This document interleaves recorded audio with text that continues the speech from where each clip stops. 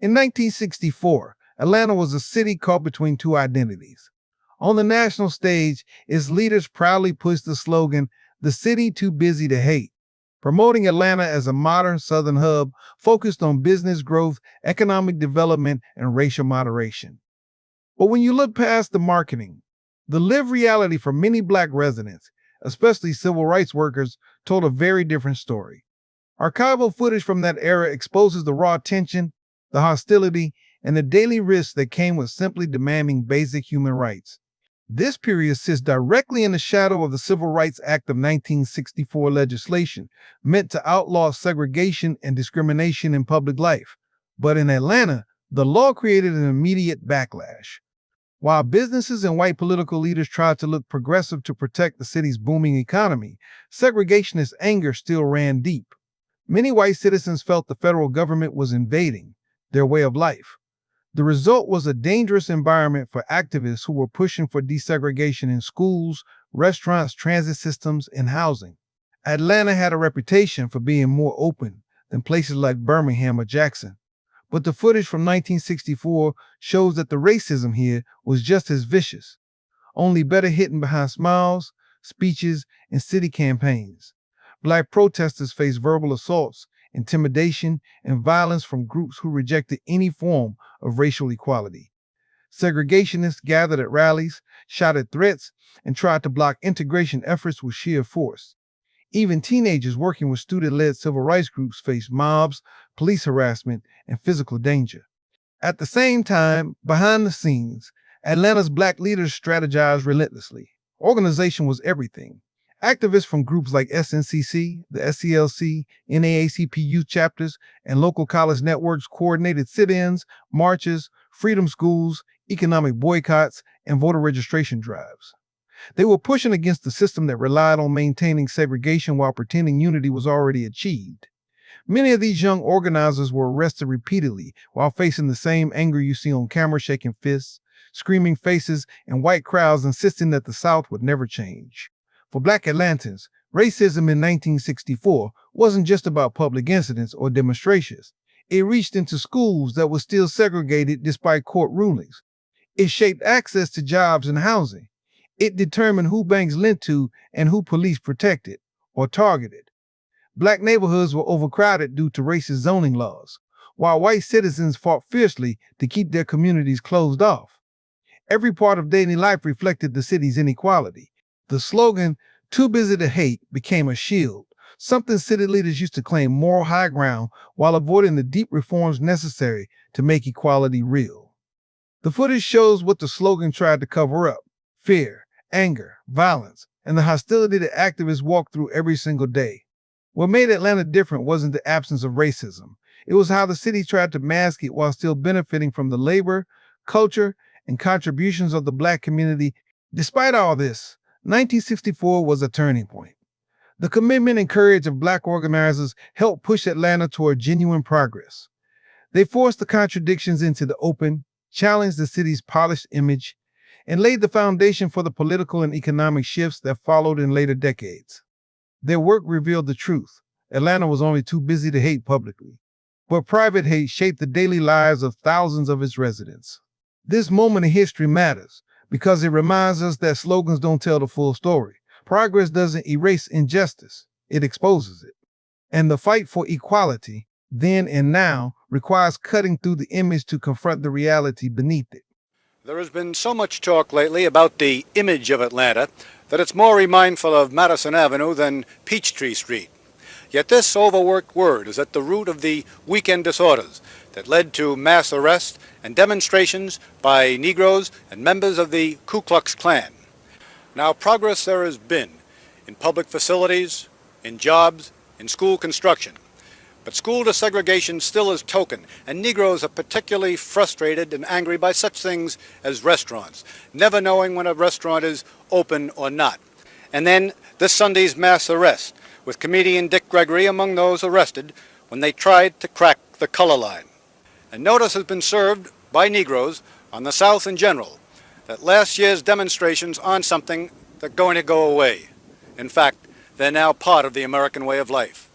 Paul Good, ABC, Atlanta.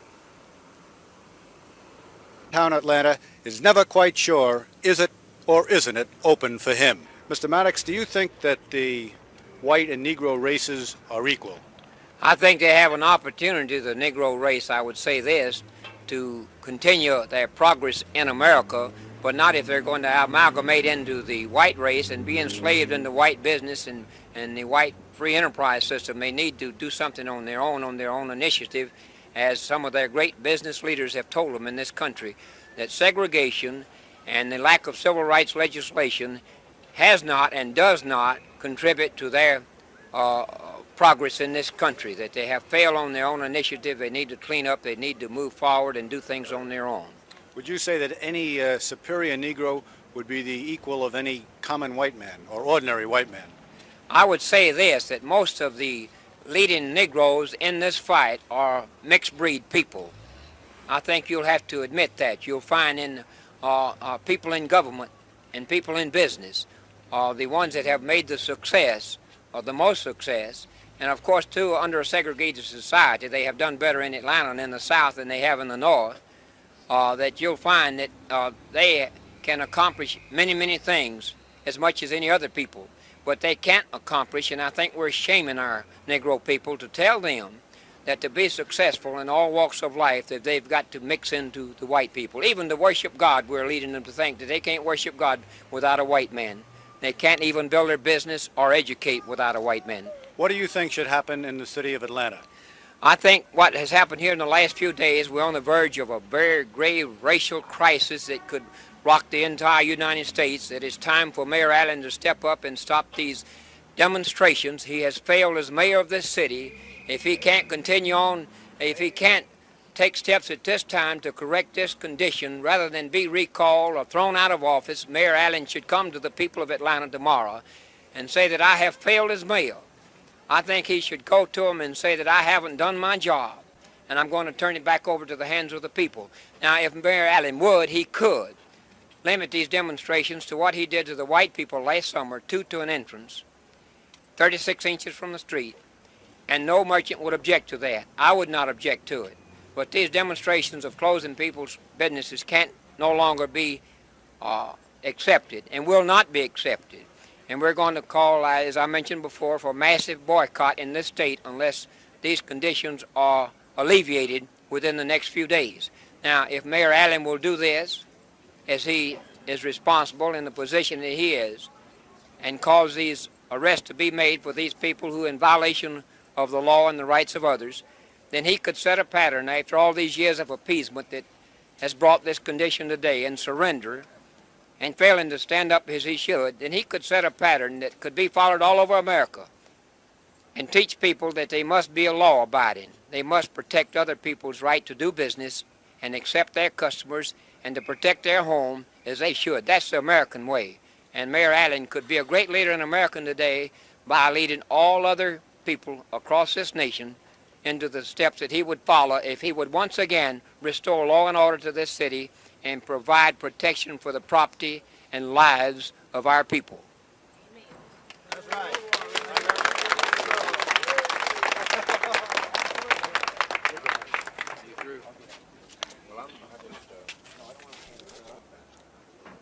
Okay. Mr. Craig, what's your reaction to today's mass arrest? Well, the mass arrest in Atlanta stipulates the fact that I have stated for the last 2 weeks that law and order no longer exist in this city. I'd also like to point out at this time, I think the mayor and the chief of police here should be tried in the court, for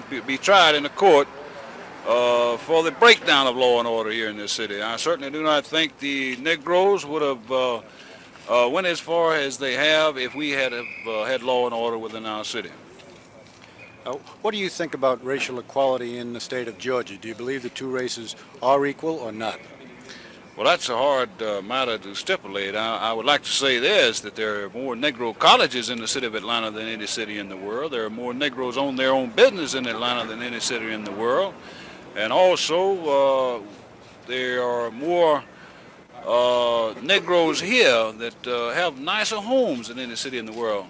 I know the United Nations here trying to find ways and means of searching out for discrimination. I contend, and I still state, that the United Nations here is for the purpose to inflame a revolution in our city. How would you handle the racial situation in Atlanta? Well, each of them would have to have a different answer. In other words, I couldn't answer this a whole question. In other words, we'd have to take jobs, and we'd also have to take other programs as they arose. Do you believe that it's morally wrong for a Negro to sit next to a white man in a restaurant? I'll say this, I think a property owner reserves the right to serve whom he please. But morally? I couldn't state that. I couldn't answer that at this time. In other words, you could look at that in 2 or 3 different ways. I would state this, that I think a property owner should reserve the right to serve whom he pleases in his place of business, because he does have the investment there. And if he can't protect that investment, no longer do we have free American enterprise.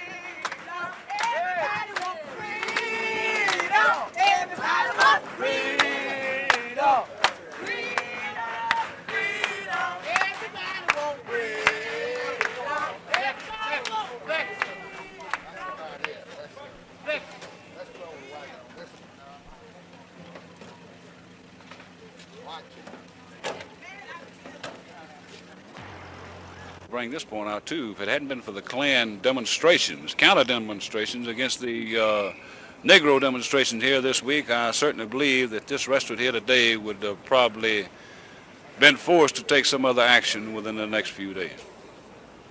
Okay, thank you. Okay.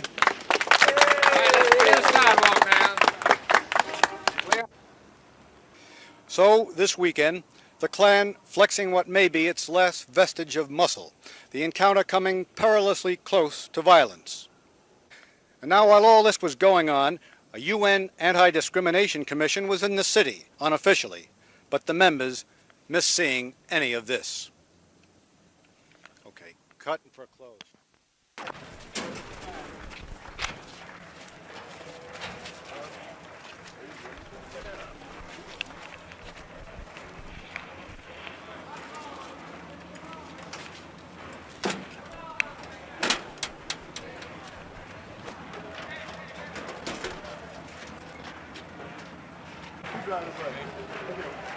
I'll tell you, if they sing loud enough when they're in there, they just have a closed wagon. We shall overcome.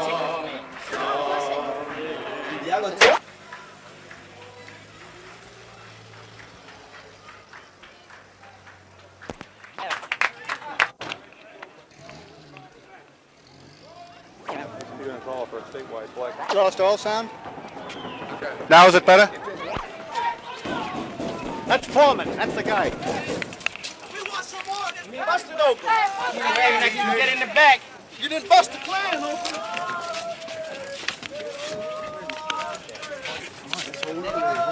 Just hold it there. Don't.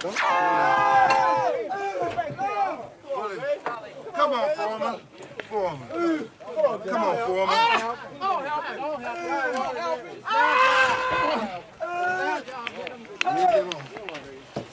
We don't want you.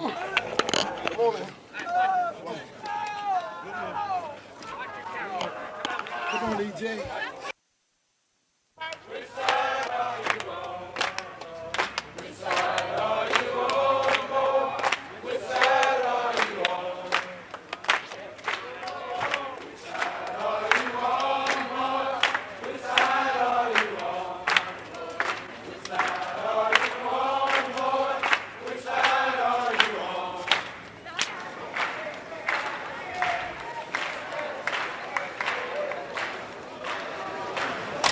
There's another one coming up to your left, Bob.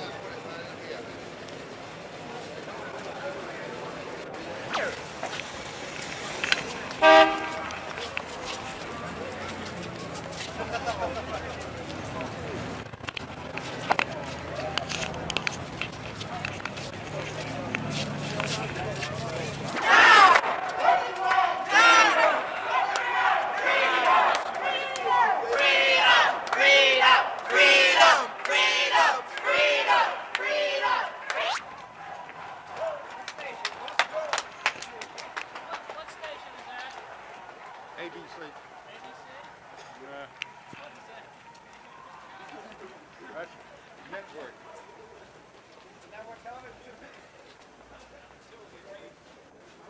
How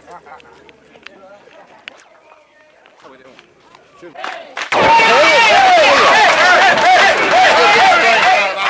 Get this thing out of my way there.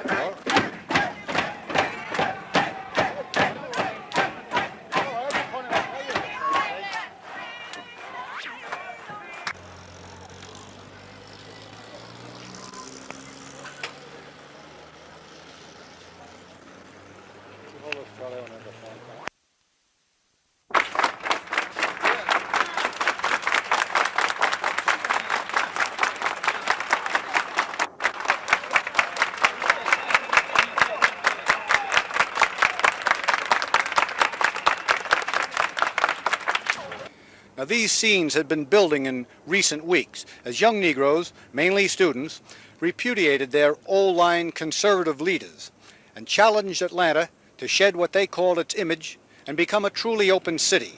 Their complaint that the old guard, including men like Dr. Martin Luther King's father, were content with snail's pace progress.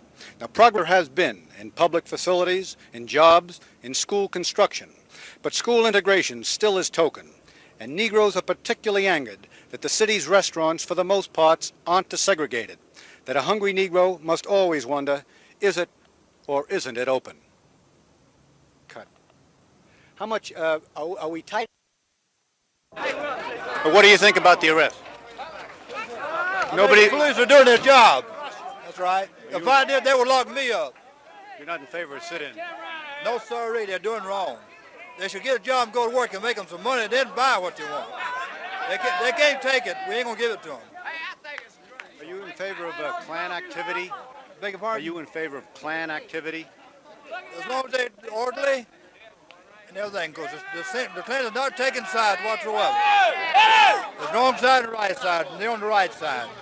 Thank you. So I think Klan is doing a good job.